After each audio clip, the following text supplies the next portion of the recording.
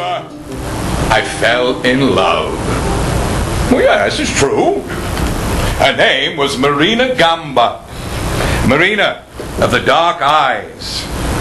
Oh, and soft, sweet body. Although I could not marry her, well, her family was not of high station. I could not be without her. I set Marina up in a house of her own, not many blocks from my house. Unfortunately, my mother got wind of it. Oh, she was not a happy woman. Luckily, she still lived in Florence.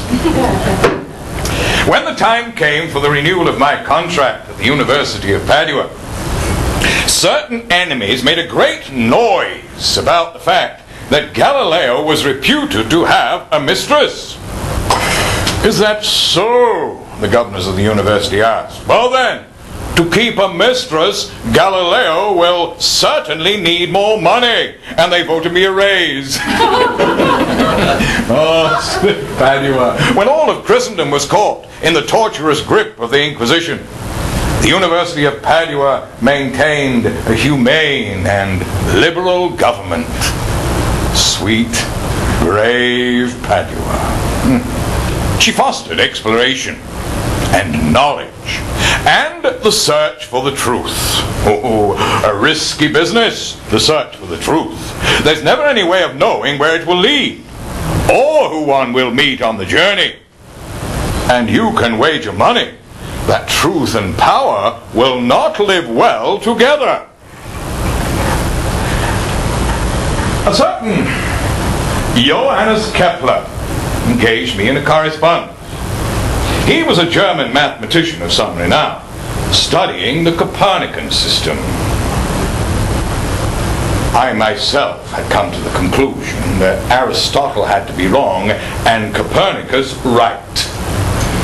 In fact, that was Kepler's conclusion as well. According to Aristotle, the Earth is the center of the universe. Aristotle states that the sun, the planets, and all the stars revolve around the Earth. Copernicus' calculations led him to the conclusion that Aristotle's system was not possible. Copernicus states that the sun does not move around the Earth, but that the Earth revolves around the sun.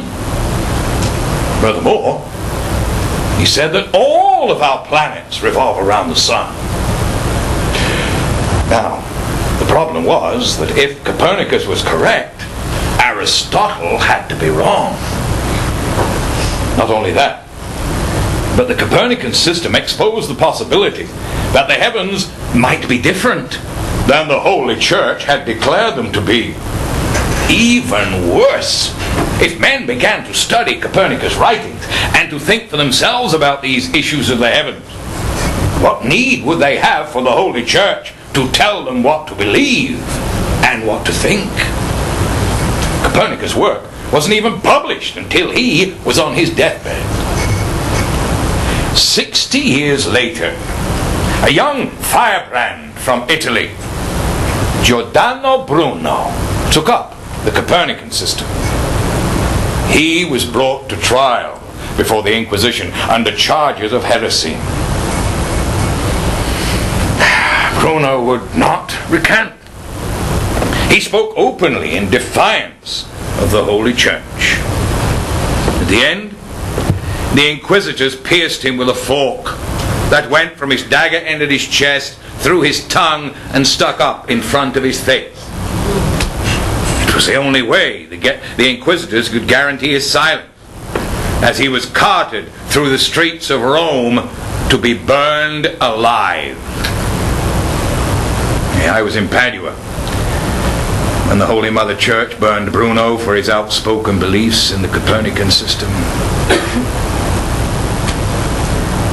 Not long thereafter, I was enjoying an evening at the home of Pinelli, when two monks, unknown to any of us, knocked at Pinelli's gate.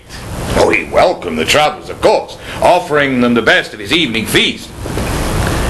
It was well into the evening before we learned that these two robed intruders were none other than Cardinal Bellarmine and his compatriot, Cardinal Baronius.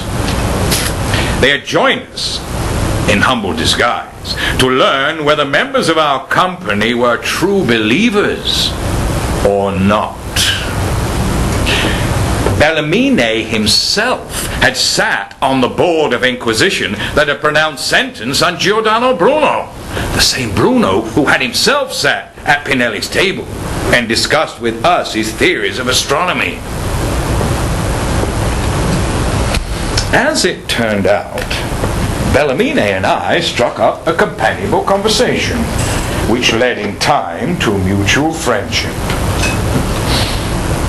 And so, to correspond with Kepler on the Copernican theory, that was a dangerous business. But my mind was soon taken off that matter and focused on another.